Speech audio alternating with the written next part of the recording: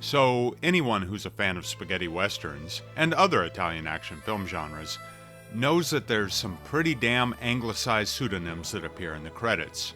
That's how Giuliano Gemma became Montgomery Wood for a time. Yeah, the very Italian names, they were changed for the international market so they wouldn't look too Italian. You know, because Italian films were typically lower budgeted, so if you could escape that stigma by passing off your film as a possible Hollywood product, or at least as starring some Hollywood also-ran actor, why not do it? In just a moment, we're going to hear from a spaghetti western voice dubber, Ted Rusoff, about the amusing decision process that went into those anglicized stage names, and even character names. And hello there, by the way, tough guy film expert Mike Malloy here. Now recently I recorded an audio commentary for a Blu-ray of the Italian crime film Silent Action, which starred French actor Luc Marinda. But before sitting down to record the commentary, I brushed up on some of Luc's earlier roles, including his only spaghetti western lead role in a film called They Still Call Me Amen, and in the opening credits, I noticed that the second billed actor had a rather laughable credit, Alf Thunder. Turns out that was the pseudonym for Alfio Cattobiano, and part of the reason we know this is because he did use his real name for his directing credit. Yeah, that's right, the director himself got the co-starring role in the film.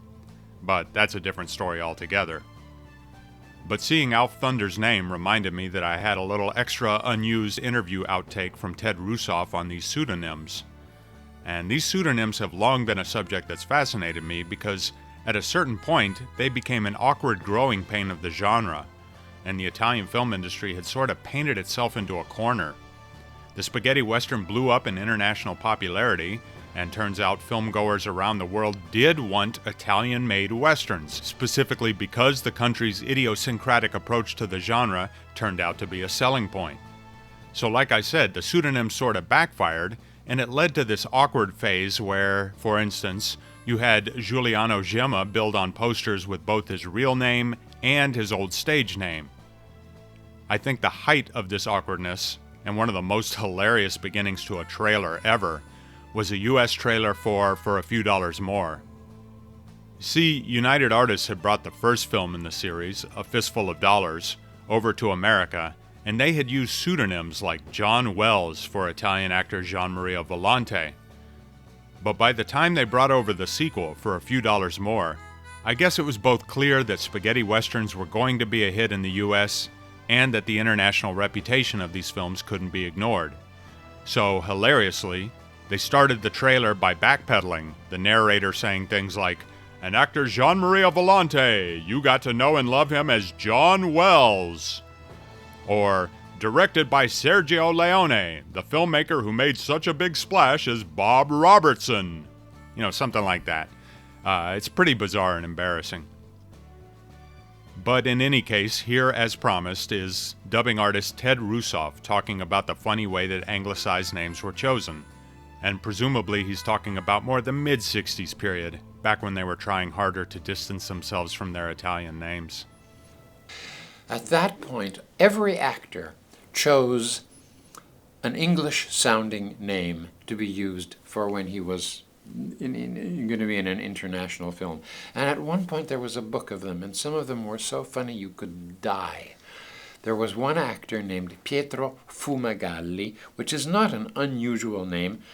What it literally means is, like carpenter, it goes back to some ancestor who sawed wood, someone whose last name was Carpenter, or boxer, or this or that. It means someone who smoked meats as a living. That's the origin of the name. Fuma is smoke, and galli is chicken. So the chicken smoker. Gallo is also, can be used for specifically rooster.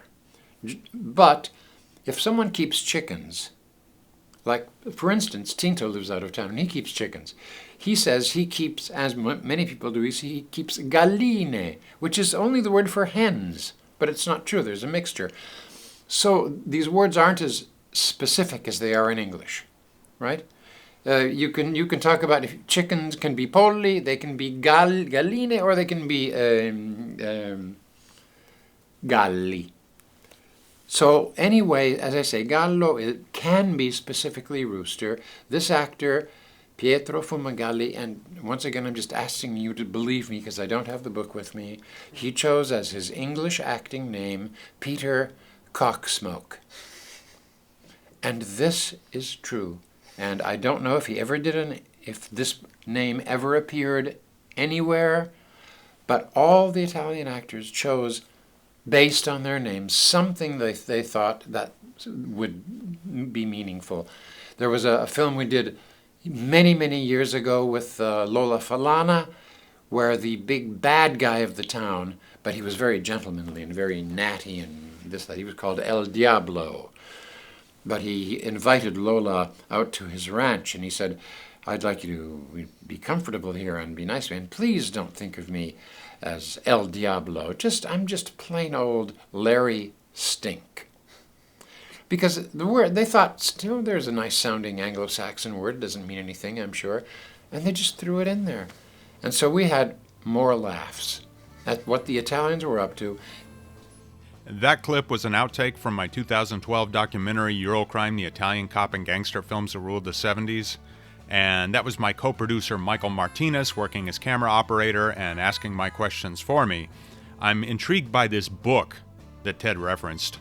Was this something that was published, or did the industry just compile a list of everyone's pseudonyms like a registry? Or was it just a notebook that Ted and his buddies jotted names in for laughs? In any case, Ted Rusoff died in 2013, and like I said, I wasn't there in person to follow up on that question, so it may be lost to time. And by the way, the subject of spaghetti western pseudonyms gets weirder and more complex if you want to dig deeper. Just sticking with the example of Giuliano Gemma, the Argentinian film distributors took the last name of his pseudonym, Wood, and the name of his most popular spaghetti western character, Ringo, and fuse them together to become Ringo Wood. If you've got other amusing or awkward instances of anglicized spaghetti western credits, why not drop them in the comments? EUROCRIME, Peplum, whatever. It's an all genres invited party.